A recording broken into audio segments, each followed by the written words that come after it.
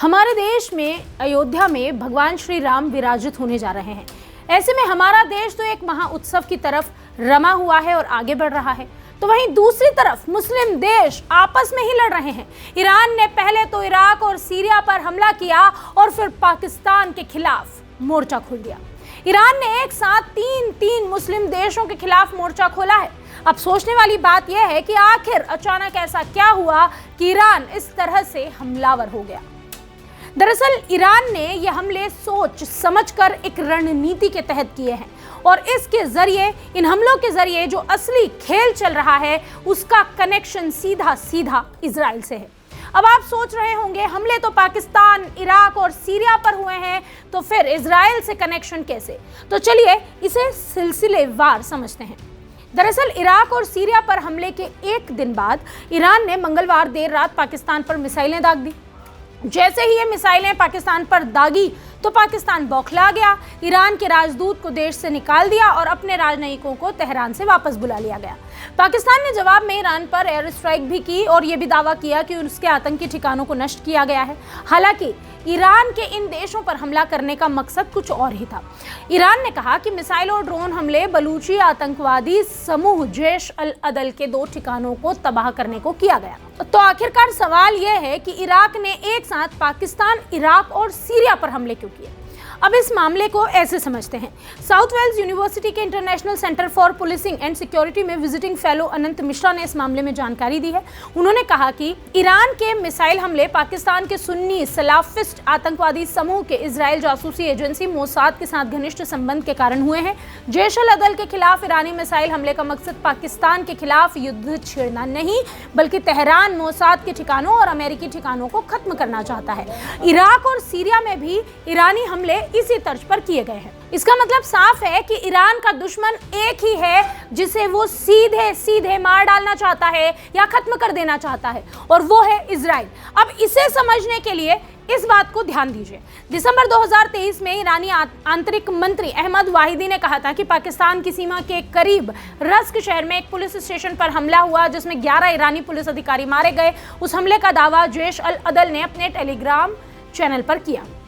एक संक्षिप्त बयान दिया था अल अदल ने। इसके पहले 23 जुलाई को जैश अल अदल के हमले में सीमाई इलाकों में गश्त के दौरान 4 ईरानी पुलिस, भाई वो निकल चुका है, ऑलरेडी मैं सही जगह पर हूँ। इसके पहले 23 जुलाई को जैश अल अदल के हमले में सीमाई इलाकों में गश्त के दौरान 4 ईरानी पुलिसकर्मी मारे गए। जैश अल अदल को न्याय की सेना कहा जाता है।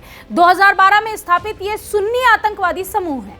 बड़े पैमाने पर पाकिस्तान में ये संचालित हो रहे हैं और राष्ट्रीय खुफिया निदेशक के कार्यालय के अनुसार जैश अल अदल जो है वो सिस्तान बलूचिस्तान में सबसे ज्यादा एक्टिव है और शक्तिशाली एक सुन्नी आतंकवादी समूह है। तो ईरान कौन सा देश है जहां पर शिया बाहुल्य हैं? अब ऐसे में ये सुन्नी आतंकवादी समूह है।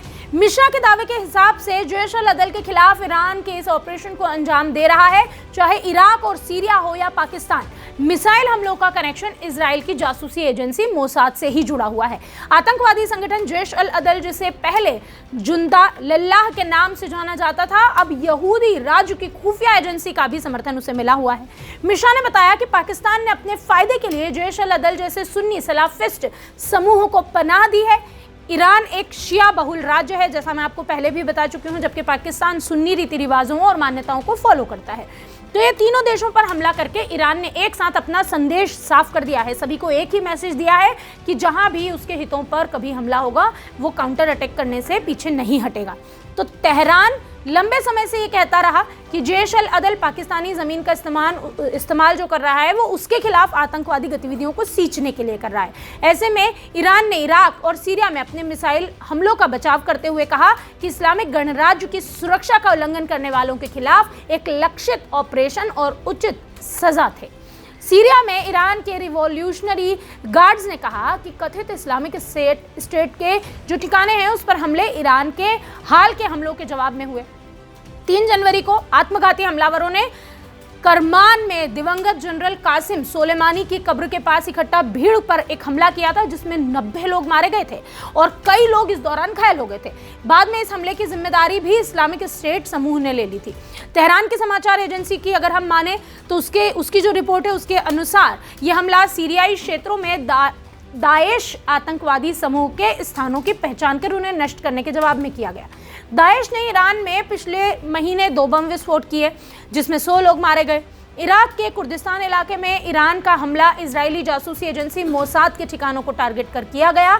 कहा जाता है कि मोसाद उसी ठिकानों से उस इलाके में अपनी सेवाओं को, गुप्तचर सेवाओं को और अपने ऑपरेशंस को अंजाम दे रहा था। सीरिया और इराक, पाकिस्तान में ईरान के यह हमले जो हैं वो मध्य पूर्व में तनाव को और भी बढ़ा देंगे।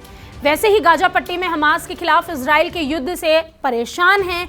हमास ईरान समर्थित एक फिलिस्तीनी उग्रवादी समूह है जिस पर इजराइल ने हमला बोला है, यानी कि ईरान ने इजराइल के लिए इस ऑपरेशन को अंजाम दिया जिसे मैंने सिलसिलेवार ढंग से आपके सामने रखा है।